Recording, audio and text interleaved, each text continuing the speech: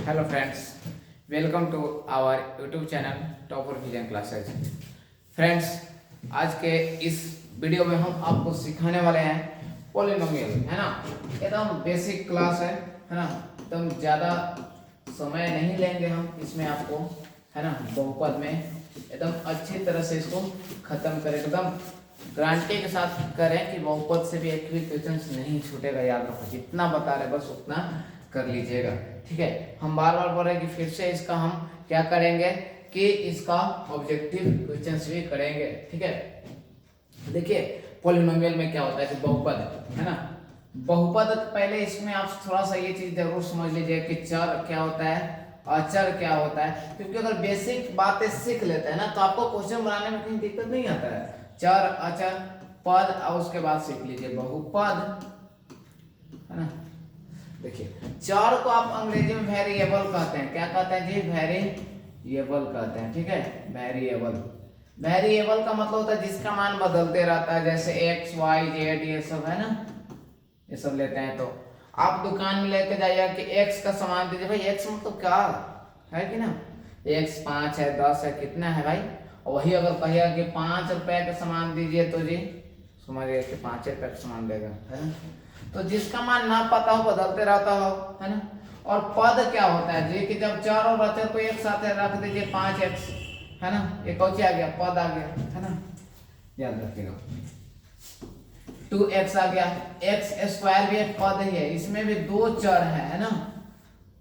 याद रखिएगा ऐसे ऐसे आपको पद आते हैं। बहुपद यही सब पदों को मिलाकर के एक्स स्क्वायर 5x या वो ले लीजिए 5, ये सब जब आता है आपका क्या हो जाता है जी? बहुपद कहलाता है। बहुत सारे पद मिल करके, है ना। यहीं से अगर आता है कि बहुपद को अगर भेद देखा जाए, है ना। बहुपद को भेद, पहले तो बहुपद को पहचान लिया जाए, है कि ना। बहुपद को क्या किया जाए जी? पहचान लिया जाए। याद रखिए बहुपद को क्या किया जाए कि पहचान लिया जाए। तो बहुपद को देखिए कैसे पहचानिएगा। तो बहुपद में कहा जाता है कि जो घात होना चाहिए, चर का घात, क्या जी? चर का घात। चर मतलब एक्स वाई जेड कुछ भी रहे, एक्स का जो घात रहे, एक्स का घात वो रहना चाहिए, पूर्ण संख्या रहना चाहिए। कौन सी रहना चाहिए? पूर्ण संख्या। या तो हम कह सकते हैं कि धनात्मक पूर्णांक सिर्फ रहे, है ना। धनात्मक कौन सी रहे जी? पूर्णांक रहे। पूर्ण कह दिए तो पूर्ण संख्या धनात्मक ही होता है, याद रखिएगा। जैसे अगर हम दे दें कि 5x square plus 6x plus 3, यहाँ पर देखिए घात कितना है जी? 2, पूर्ण संख्या है। घात कितना है? 1, ये भी कौन सी जी? पूर्ण संख्या है। इससे मतलब नहीं है कि ये कौन सी होकर के चाहिए, है ना। तो मतलब कह सकते हैं कि जिसका घात कौन सा होना चाहिए जी? धनात्मक पूर्णांक होना चाहिए। अच्छा अगर कभी पूछ दे कि 5x स्क्वायर और 6x के पावर 0, तो क्या ये नहीं होगा? बिल्कुल होगा भाई। ये चीजें देखिए ना, ये तो आपको भाई 6 गुना x की पावर 0 1 हो जाएगा तो 6 हो जाएगा। ये तो अच्छा पद हो गया। मेन ये देखिए घात कितना है कि 2 होगा। अगर पूछ देंगे कि 5x के पावर 3/2 है, नहीं होगा। 5 अंडर रूट x, ये भी नहीं होगा। क्यों? क्योंकि 5 के 5 x को तोड़िएगा तो x के पावर 1/2 आ गया, और 1/2 पूर्णांक में तो है नहीं, ये तो बट्टा में आ गया, पड़मे में आ गया। पूर्णांक होना चाहिए, धनात्मक पूर्णांक। ऐसा पूछ दे कि 5x के पावर -2, ये भी नहीं होगा। हाँ ऐसा अगर पूछ दे कि 5x के पावर 4/2, ये होगा। क्यों? क्योंकि कट के कितना आ जाएगा जो? 2 आ जाएगा। ऐसा अगर पूछ दे कि x + 1/x², बिल्कुल नहीं होगा, क्योंकि x के x और ये ऊपर जाएगा तो पावर क्या हो जाता है जी? माइनस में, तो ये भी कौन होगा जी? बहुपद नहीं होगा। पावर जैसे ही कौन आ गया जी? माइनस वाला आ गया या तो बट्टा वाला आ गया, मतलब पूर्णांक नहीं होगा, धनात्मक पूर्णांक नहीं होगा, तो वह बहुपद नहीं होगा। तो बहुपद से यहाँ पर क्वेश्चन पूछते रहता है, याद रखिएगा। x + 1/x, ये भी बहुपद नहीं होगा। क्यों? क्योंकि x के x ये पावर नहीं कुछ एक है, जब ऊपर जाएगा तो x की पावर कुछ हो जाएगा? -1 हो जाएगा, और पावर माइनस में आ गया x का, मतलब चर का, ये बहुपद नहीं होगा, ठीक है। अब थोड़ा सा एक चीज यहाँ पर ध्यान दीजिए कि 5x अगर लिख रहे हैं तो ये x के आगे जो लगल है तो कहेंगे कि x का गुणांक है। अगर 5x² लिख रहे हैं तो हम कहेंगे कि x² का गुणांक हो जाए 5 है। तो किसी बहुपद में 5x² + 6x + 3 दे दिए तो हम पूछेंगे कि x² का गुणांक बताइए, तो कौची बताइएगा? 5। x का गुणांक अगर पूछ देंगे तो कौची बताइएगा जी? 6 बताइएगा। और हम पूछ देंगे यहाँ पर कि अचर पद बताइए, तो कौन बताइएगा जी? 3 बताइएगा। क्या बताइएगा? 3 बताइएगा। बहुपद के प्रकार क्या होता है? बहुपद के प्रकार ये रखिएगा। बहुपद के प्रकार 2 आधार पर होता है, एक पद के आधार पर और एक घात के आधार पर। पद के आधार पर एक पदी, द्विपदी और कुछ जी त्रिपदी। क्या होता है जी? त्रिपदी, चतुर्पदी मतलब जैव पद रहेगा। एक पदी मतलब जेकरा में एक्स स्क्वायर ए हो गया, या तो 2x ए हो गया, या तो x हो गया, ये सब एक पदी हो गया। द्विपदी मतलब हो गया देखा हम 2 पद हो गए, 2x स्क्वायर प्लस 3 या तो x स्क्वायर प्लस 5, एक हम 2 पद है ना। x क्यूब प्लस 3 2 पद है। त्रिपदी में जेकरा में 3 पद होते हैं कि ना, क्या पद है जी? 3 पद है, 1 2 3 है ना। अक्षर में मिला करके लेकर चल सकते हैं। तो अब आप यहाँ पर कहिए कि यहाँ पे भी रहेगा भाई कि ये भी द्विपदी होगा, है ना। ये कैसे हो सकता है भाई द्विपदी? एक्स स्क्वायर प्लस 0, इसको थोड़े लेकर चलेंगे, है ना। तो ये आपका त्रिपदी हो जाएगा, ठीक है। घात के आधार पर क्या होता है ये समझिए। घात क्या होता है? कभी कभी अगर पूछ दे कि 5x square plus 3x plus 2, इस बहुपद का घात कितना है, तो x का घात सबसे ज्यादा देखिएगा। तो यहाँ पर तो बता दे रहे हैं, लेकिन आपको ऐसे पूछ देगा 5x स्क्वायर y, है ना, कि 2x y square y cube, है ना, 3x क्यूब और y आप प्लस 2 दे देगा। एक बार पूछ देगा कि बताइए कि घात क्या होगा, बहुपद का घात। तो बहुपद का घात देखने के लिए देखिएगा कि x और y दोनों में ये तो होगा ही नहीं। अच्छा एक में और दे देगा कि 3x की पावर 9, तो जेकरा में x और y वाला है तो दोनों वाला देखिएगा, ये ऐसे ही खत्म, ये ऐसे ही खत्म, ये तीनों में देखिए। अब देखिए तो 2 और 1 कितना जोड़िएगा? 3, यहाँ पर 3 और 1 4, 2 और 3 5। x और y के घात को जोड़ के देखिएगा, जो ज्यादा आ जाएगा वही आपका कुछ हो जाएगा जी, घात हो जाएगा। बहुपद का घात कितना हो जाएगा? 5 होगा, ठीक है। अब घात के आधार पर पहला है कि रैखिक बहुपद। क्या है जी? रैखिक बहुपद। रैखिक बहुपद क्या होता है कि जिस बहुपद का घात क्या हो जी? 1 होना चाहिए। जिस बहुपद का घात क्या हो? 1 हो। जैसे 5x घात कितना है जी? 1 है। 2x घात कितना है जी? 1 है।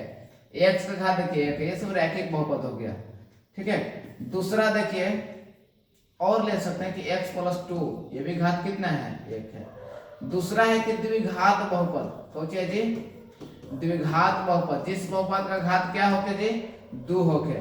जैसे x square plus 2x plus 3, यहाँ पर घात देखिए कितना है? 2 है ना। x स्क्वायर प्लस 5 घात कितना है जी? 2 है ना। तो घात अधिकतम देखिएगा 2 है तो द्विघात बोलिएगा। और त्रिघात में कौन सी कहिएगा जी? जेकर घात 3 हो, जैसे x क्यूब प्लस 5x, है ना, स्क्वायर प्लस 3x प्लस 2, घात कितना है जी? 3 है। जिसका अधिकतम घात कितना हो गया? 3 हो गया, वो त्रिघाती हो जाएगा, जेकर घात 2 रहे। अब यहाँ पर देखिएगा शून्यकों की संख्या। शून्य क्या होता है, ठीक है। शून्य समझ लीजिए पहले।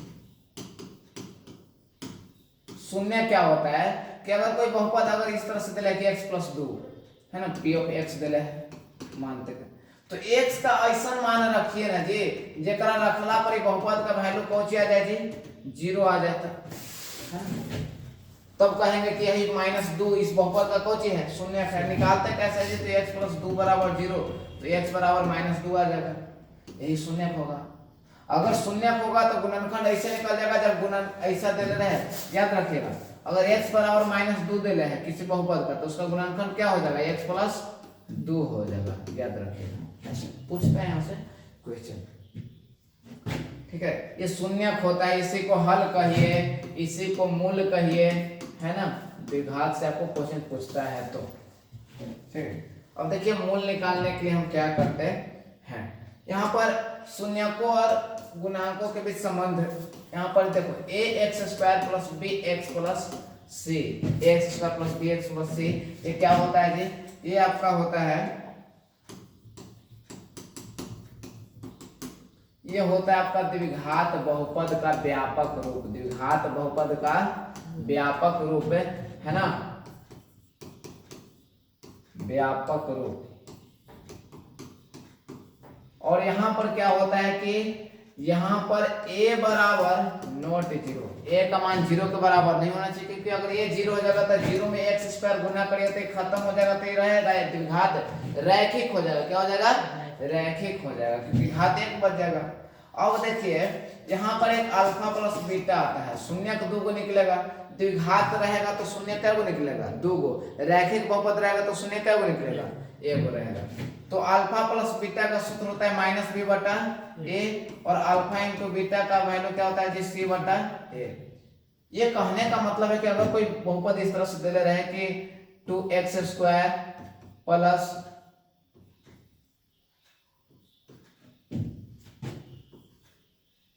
ये 5 है, अगर इसका कहे कि गुणनखंड निकालो, कोची निकालो जी? x का मान निकालो, मूल निकालो, तो गुणनखंड विधि से निकाल सकते हैं। कैसे?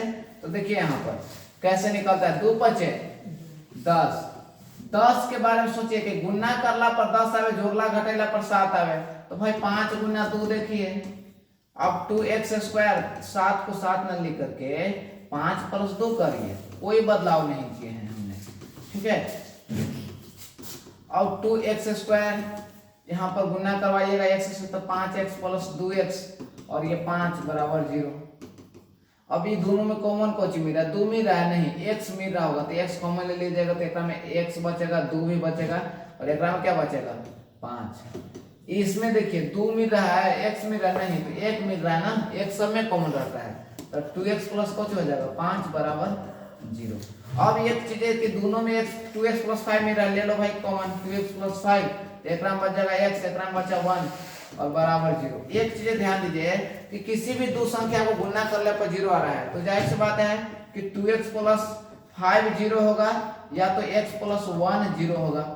तो यहाँ पर 2x ये प्लस में तो पट गया, तो माइनस में, तो x बराबर कितना आ गया? -5/2, और इधर करेंगे तो ये प्लस में तो पट गया, तो माइनस में, तो यहाँ पर इसका 2 गो शून्य का आ गया, -5/2 और -1। अगर हम एक काम करें कि अल्फा प्लस बीटा इसका निकाल के देखते हैं, तो -5/2 और कौन चीज है? -1, जोड़िए दोनों को, तो देखिए, तो इसको हल करिएगा तो एलसीएम 2 आ जाएगा, -5 ये 2 बार में लग जाएगा, है कि ना, 1 में 2 से 2 गुना हो जाएगा, -7/2 आ गया। कितना आ गया जी? -7/2। आप डायरेक्टली भी निकालते हैं तो वही आता है, अल्फा प्लस बीटा इसका निकाल के देखिए सूत्र से, कौन होता है? -b/a, इसका a क्या होगा? देखिए यहाँ पर क्वेश्चन में कौन था जी? 2x² प्लस 7x प्लस 10 बराबर 0, यही ना था। a का मान कितना है? अच्छा यहाँ पर 5 है, ठीक है, 5 क्या है जी? 2x² प्लस 7x प्लस 5 बराबर 0 है। यहाँ पर अगर हम a का मान पूछे 2 बताइएगा, b का मान पूछेंगे, ये b मतलब x का गुना, कितना हो गया? 7, और c बराबर कितना हो जाएगा? 5, c मतलब अक्षर पर, तो माइनस के माइनस b का मान कितना है? 7, और a का मान कितना है जी? 2। देखिए तो शून्यकों का योगफल है, यही आया था, यहाँ से भी यही आ रहा है, तो शून्यकों का योगफल का सूत्र यही होता है ना। और गुणनफल का देखिए, अल्फा इंटू बीटा यहाँ पर निकालिए, अल्फा इंटू बीटा, तो अल्फा का मान कितना है जी? -5/2। एक से मान लेते हैं कि अल्फा इक्वल है बीटा है, -5/2 गुने -1 गुना हो जाएगा, तो 5/2 आ जाएगा। यहाँ से भी निकाल सकते हैं सूत्र से भी, अल्फा इंटू बीटा के, अल्फा इंटू बीटा c/a होता है, c का मान कितना है जी? 5 है, a का मान कितना है जी? 2 है। देखिए तो वही आया कि ना। तो यहाँ से क्वेश्चन पूछ देता है कि किसी बहुपद यही दे देगा आपको कि 3x² है ना, इसका बताइए कौन सी शून्यकों का योगफल क्या होगा, तो बता दीजिएगा भाई, सूत्र लगा दीजिएगा, -b/a, माइनस के माइनस b मतलब x वाला, तो 5, a का मतलब 3, -5 कौन आ गया? 3 आ गया। अल्फा इंटू बीटा पूछ देगा, तो c/a, c का मान कितना है जी? 2, a का मान कितना है जी? 3, 2/3 आ गया है ना। इस तरह से आपको यहाँ पर हो जाएगा, ठीक है। चलिए अब आगे देखिए। अब यहाँ से क्या होगा कि आपको कभी कभी पूछ देगा कि बताइए कि शून्यकों का, है ना, जब शून्य एक दूसरे का व्युत्क्रम होते तब पूछेगा शून्य, तो अल्फा इंटू 1/α, उल्टा का है तो भाई शून्यकों का गुणनफल का सूत्र कुछ होता है सी बटा ए, ये खत्म हो जाएगा। तो यहाँ पर एक बराबर सी बटा ए, कुछ क्वेश्चन आपको पूछ देगा है ना, जैसे यही पूछ देगा कि 2x² प्लस 5x और प्लस 3 है ना, इसी में पूछ देता। तो एक के एक सी का मान कितना है जी 3, और मान ले कि यहाँ पर दे ले रहा था के, कौन सी दे ले रहा था के, तो के रखिए तो के बराबर कौन सी आ जाता है 3 गुना। तो ऐसे गायब कर देगा, पूछ देगा कभी कभी, है कि ना। और या तो कभी कभी पूछ देगा कि अल्फा स्क्वायर प्लस 1 बटे अल्फा स्क्वायर बताइए, 1 बटे बीटा स्क्वायर, है ना, ऐसा पूछ देगा। तो ये काम याद रखिएगा, ऐसे नहीं ऐसे पूछेगा आपको कि alpha square plus beta square. तो याद रखिए कि एक सूत्र होता है A square plus B square के, कि ए प्लस बी के whole square minus 2 into A B. तो ए की जगह पर अल्फा और बी के जगह पर बीटा। तो अल्फा प्लस बीटा का मान कुछ होता है जी बी बटा ए के स्क्वायर माइनस 2 के 2, अल्फा का मान अल्फा इंटू बीटा का मान सी बटे, अगर यही पर निकाल दे यही क्वेश्चन पर, है ना, अगर ऐसे कि 2x² प्लस 5x प्लस 3, तो b बटा ए, b का मान कितना है जी 5 है, a का मान कितना है जी 2 है, के स्क्वायर माइनस 2, c का मान कितना है जी 3 है, a का मान कितना है जी 2 है। बस हल कर लीजिए, 2 से 2 खत्म, 5 का स्क्वायर 25 भागे 4 और माइनस 3, इसको हल कर लीजिएगा, 3 चौका 12, 25 में से 12 घट गया तो 13 बटे 4 आ जाएगा। इस तरह से भी निकाल सकते हैं, ठीक है। तो आपको यहाँ से क्वेश्चन पूछ देता है। और एक यहाँ से क्वेश्चन अगर पूछ देगा कि बहुपद का सूत्र बताइए, द्विघात बहुपद का सूत्र, द्विघात बहुपद का सूत्र अगर पूछ देगा तो आप बताइएगा कि x² minus alpha plus beta into x plus alpha into beta, है ना। आपको दे देगा कभी कभी शून्यकों का योगफल दे देगा, है ना। तो मान लीजिए अगर शून्यकों का योगफल दे ले है कौन चीज जी 5/2x, 5/2 दे ले है, और ई कितना दे ले है जी 3, तब जो आपको बहुपद आ जाएगा, इतना को मत छोड़िएगा, 2 से सब में गुना कर दीजिए, 2 से क्या कर दीजिए, तो 2 से गुना करिएगा तो 2x², एकरा में 2 से गुना करिएगा तो 2 खत्म ना हो जाएगा जी, कुछ हो जाएगा 5x, एकरा में 2 से गुना करिएगा तो कुछ हो जाएगा 3 दूनी, आपका ये बहुपद आ जाएगा। आपको सिर्फ दे ले रहा था ये कि अल्फा प्लस बीटा, कौन सी दे ले रहा था जी कि अल्फा प्लस बीटा बराबर -5 बटे सिर्फ 5/2 और अल्फा इंटू बीटा बराबर दे ले रहा था 3, इससे बहुपद निकल जाएगा, याद रखिएगा, ठीक है। तो यहाँ से क्वेश्चन आपको पूछते हैं, और जो आपको क्वेश्चन पूछते हैं, ठीक है, कभी कभी क्या करेगा ना कि ऐसा क्वेश्चन पूछ देगा इसका, ठीक है, व्युत्क्रमों का योगफल। तो भाई आप क्या कर लीजिए जी, alpha into beta calcium alpha into beta, तो ऊपर अल्फा और plus beta, alpha plus beta का मान कौन सा आता है जी -b बटा a, और अल्फा इंटू बीटा का मान c बटा a, ये से कुछ खत्म, तो -b बटा c। यहाँ पर ढेर लोग गलत करते हैं, अगर -2/3 कहीं 5/7 आ गया हल करने के लिए, तो आप क्या करिए कि दूर में दूर से भीरी से गुना, तो 2 सते 14 माइनस वाला, अगर मान लीजिए हटा दो 2 सते 14 और 3 बचे 15, ये आ गया, ठीक है, याद रहे। तो क्वेश्चन पूछ देता है यहाँ पर, आप क्वेश्चन दे ले रहेगा, बी का मान रखेगा, सी का मान रखेगा, निकल जाएगा, ठीक है। आपको ज्यादातर क्वेश्चंस नहीं पूछते हैं, हाँ त्रिघात के लिए पूछता है जी, त्रिघात के लिए, है ना, कि अल्फा प्लस बीटा और प्लस गामा, है ना, तो उसके लिए होता है -b बटा a, और ये होता है कि अल्फा इंटू बीटा फिर प्लस बीटा इंटू गामा फिर गामा इंटू अल्फा, ये c बटा a होता है सूत्र। त्रिघात के लिए हम कह रहे हैं, इसके लिए x² plus bx² plus cx plus d के लिए। और यहाँ पर एक और पूछ देगा कि alpha into beta into gamma, है ना, तो -d बटा a, ये सूत्र भी याद रखेगा।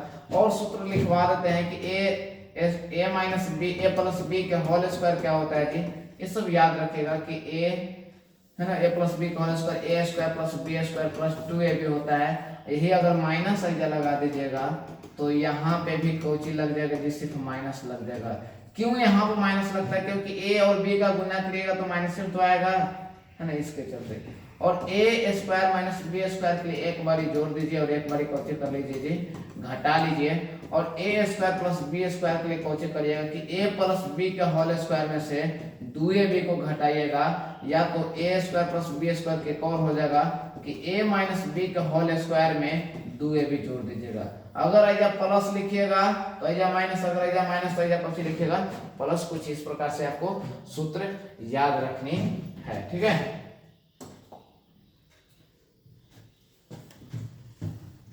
अब आपका जो क्वेश्चंस है, ठीक है, लगभग में हमने यहाँ पर खत्म करवा दिए हैं और जो भी आपका जो बाकी रहेगा है ना, ये सब पढ़ लीजिएगा। हम कल क्वेश्चंस करवाएंगे ऑब्जेक्टिव, डीएलएड और 10th का दोनों का। तो चलिए मिलते हैं नेक्स्ट वीडियो में, तब तक के लिए जय हिंद जय भारत। और वीडियो अगर अच्छा लग रहा हो तो अपने दोस्तों के पास शेयर जरूर कीजिए, क्योंकि आप ही लोग अगर चाहते हैं तो नए यूट्यूबर भी आगे बढ़ते हैं आप ही लोग के सहयोग से। अगर अच्छा लगा हो तो जरूर ही शेयर कीजिएगा, क्योंकि अगर आपके एक शेयर से हमारी एक सब्सक्राइबर बढ़ सकते हैं, उससे मोटिवेशन मिलेगा, है ना। क्योंकि देखिए कहने की जरूरत नहीं, अगर अच्छा पढ़ाएंगे तो जरूर ही अपने दोस्तों को भी बताइएगा, है ना, आप भी देखिएगा। तो चलिए मिलते हैं नेक्स्ट वीडियो में, तब तक के लिए जय हिंद जय भारत।